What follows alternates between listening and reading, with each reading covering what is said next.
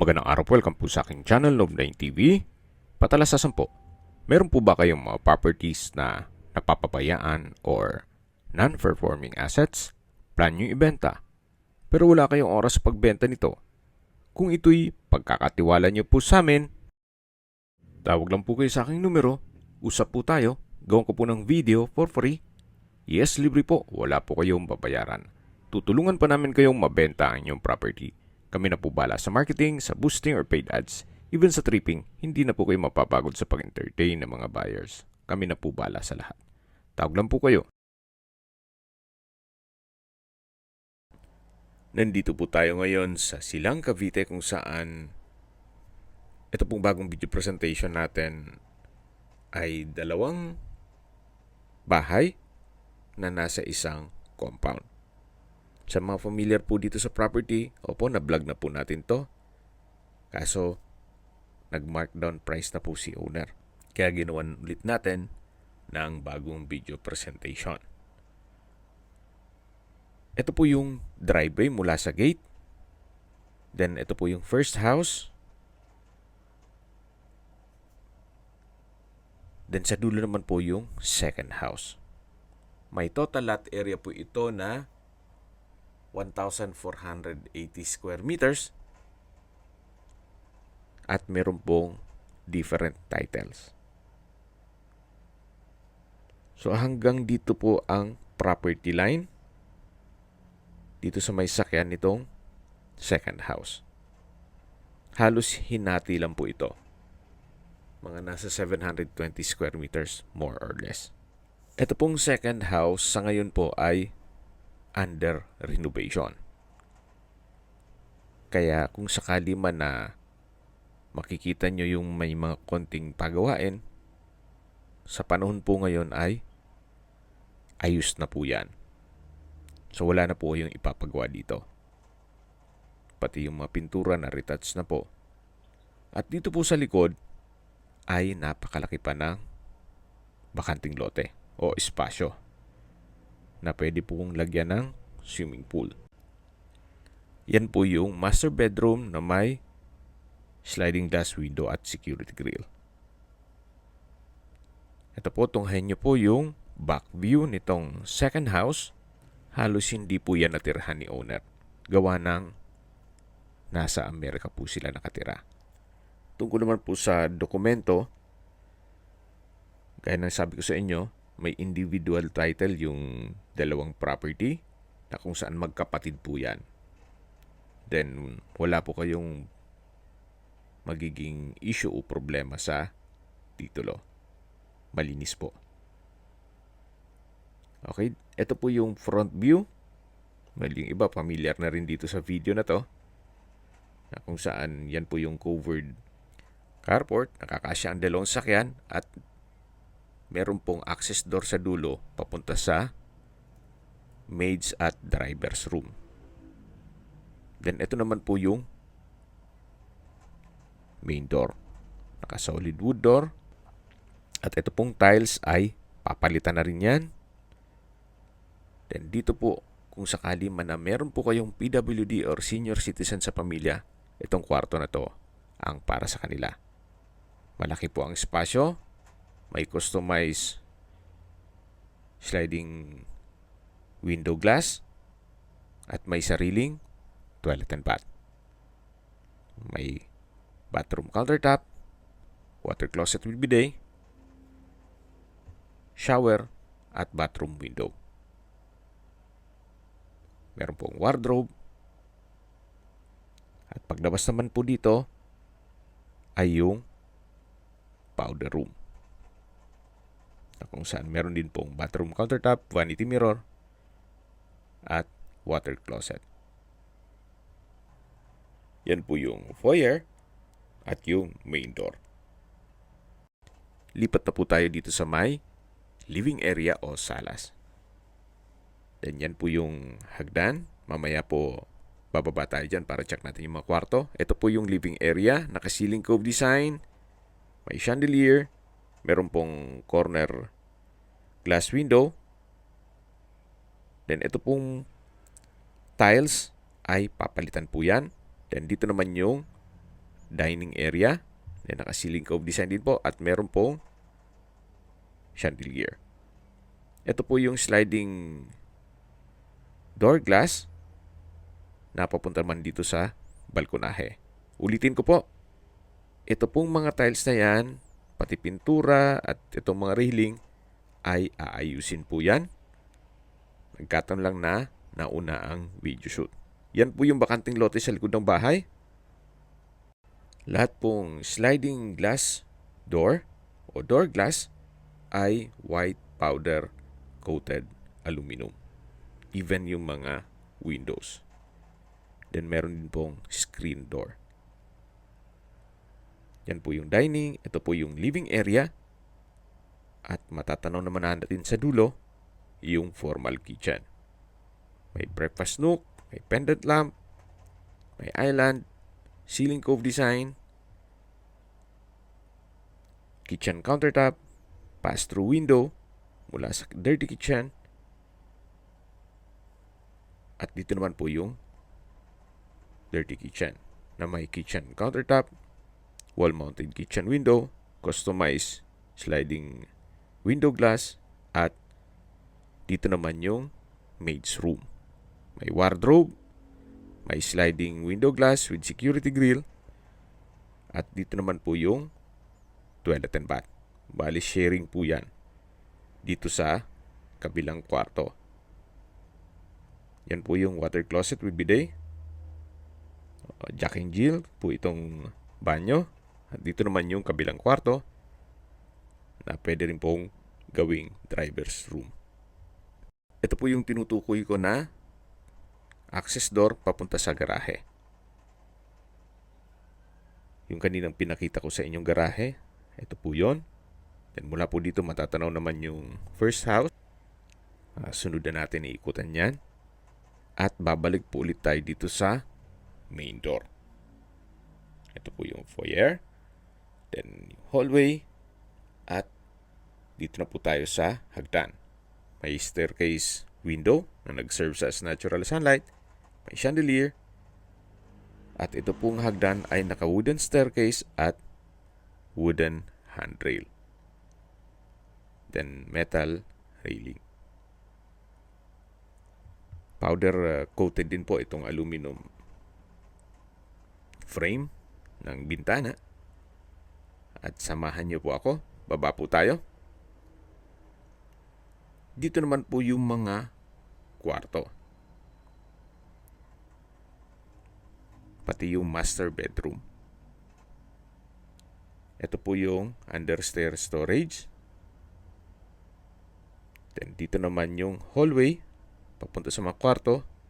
At ganun din po dito. Yan po yung access door papunta naman sa stairs dun sa kabilang side ng bahay. May display cabinet. Then dito naman po yung unang kwarto na malaki naman po ang espasyo. Meron pong wardrobe, customized window glass with security grill. Meron pong linen cabinet.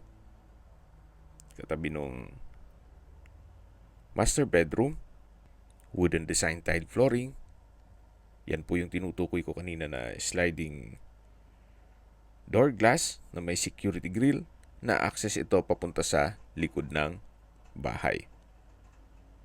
Napakaganda po ng disenyo. Yan pong nakikita nyo ng mga pagawain sa panahon na mag-tripping tayo ay maayos na po yan. Meron din po itong sariling toilet and bath na may walk-in closet. So, left and right ay meron pong walk-in closet na from floor to ceiling po yan. Then, dito naman yung bathroom countertop na may malaking vanity mirror at bathroom cabinet. May hand wash basin with stainless faucet. Ito naman po yung water closet with bidet na may glass enclosure. At dito naman sa kabila yung shower. From floor to ceiling din po ang tile bathroom wall. Dito po ay may multipurpose rack at may wardrobe. So, marami po kayong pwedeng ilagay ng mga gamit dito.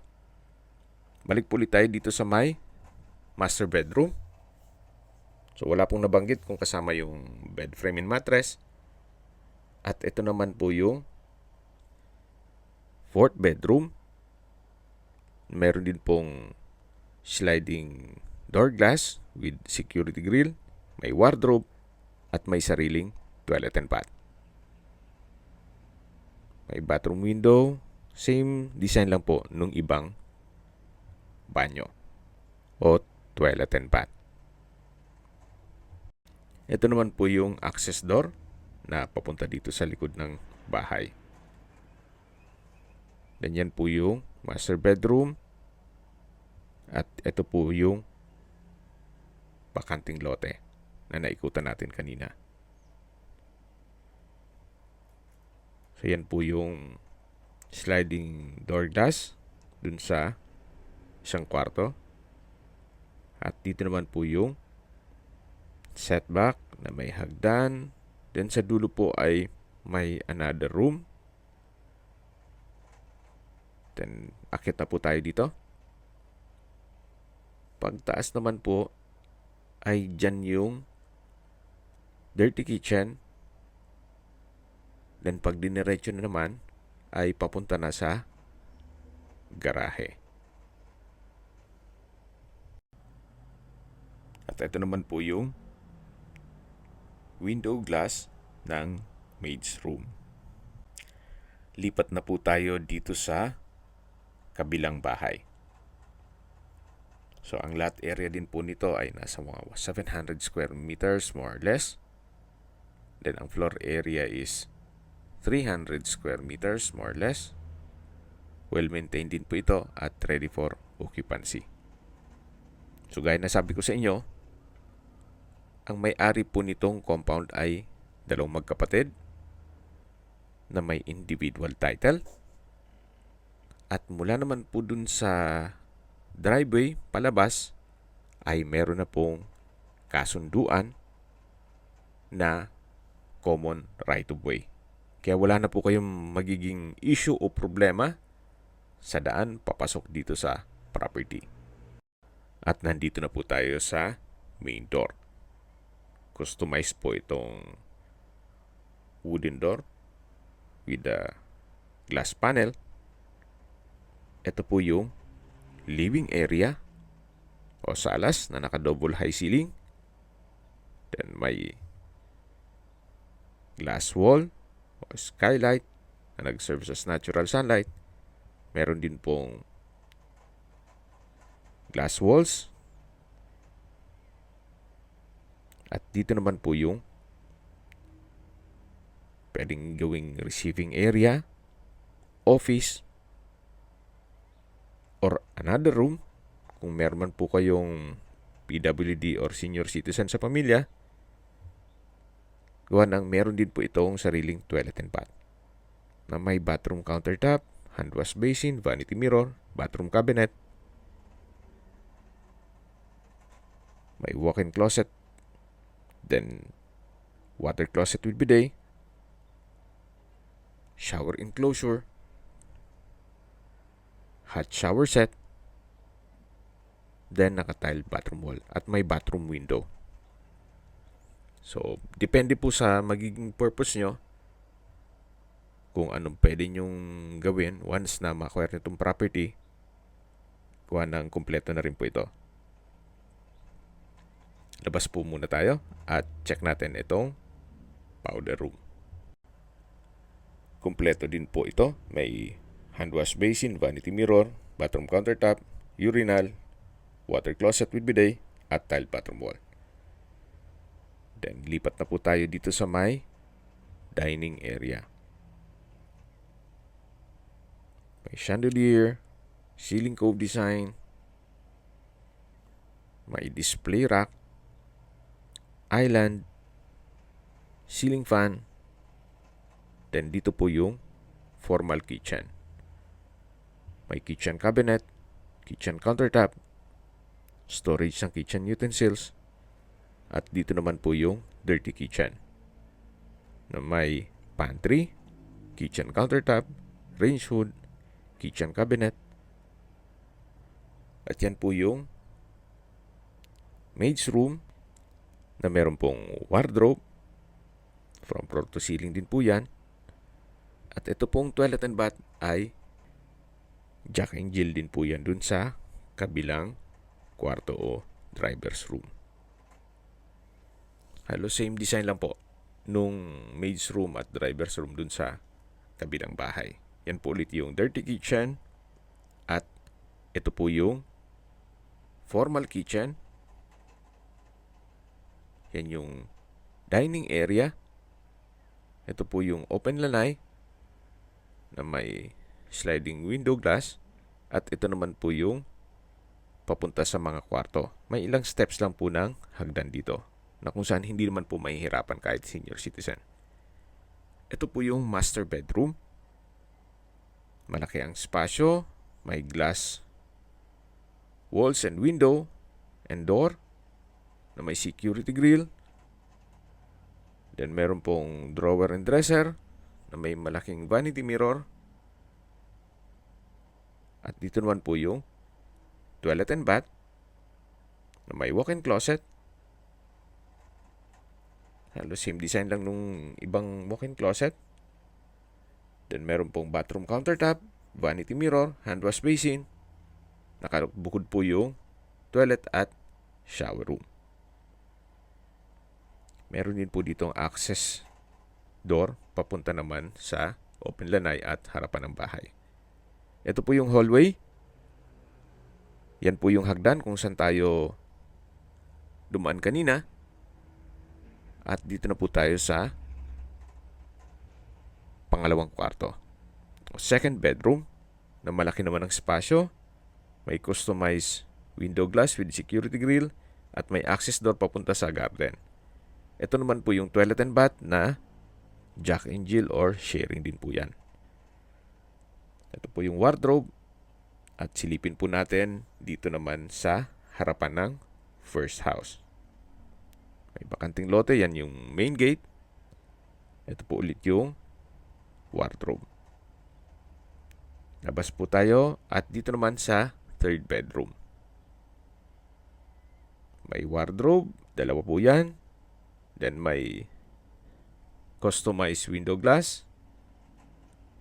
So, kompleto po. At nandito na po ulit tayo sa hagdan. Then yan po yung dining area. Yan po ulit yung formal kitchen. At dito naman yung dirty kitchen. At labas po tayo dito sa may access door dito sa may driveway. So yan po yung papunta dun sa second house. At ito naman yung papunta sa main gate.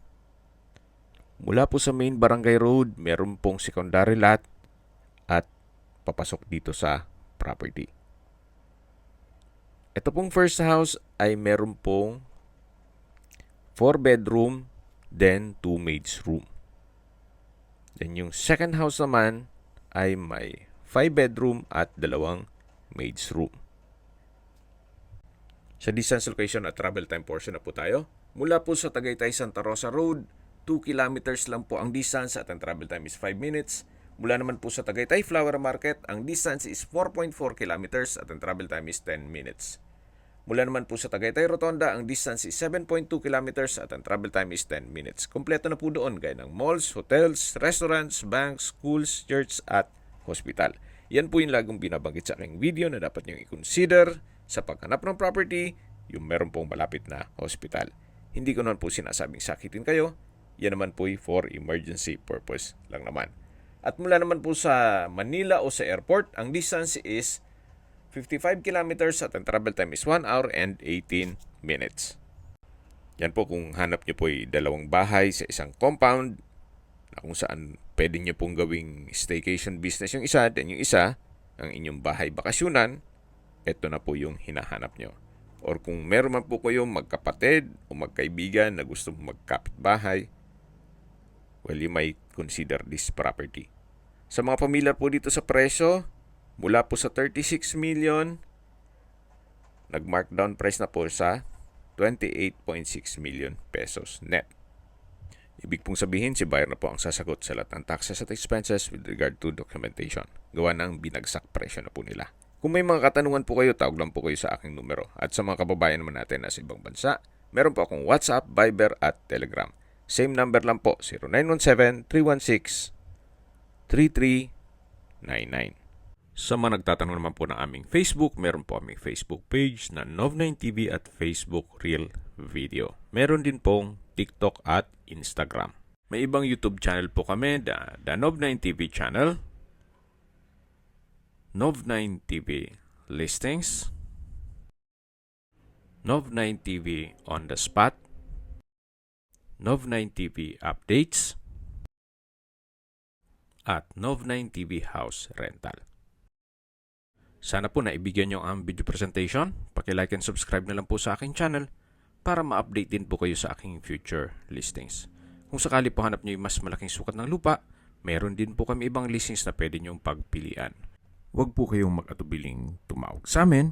Then, let us know your budget para malaman namin kung anong property pwede naming ilog sa inyo. Sa lahat pong viewers, subscriber at nagtiwala po sa amin, salamat po sa suporta. Ingat po kayo lagi at yung pamilya. Maraming salamat po.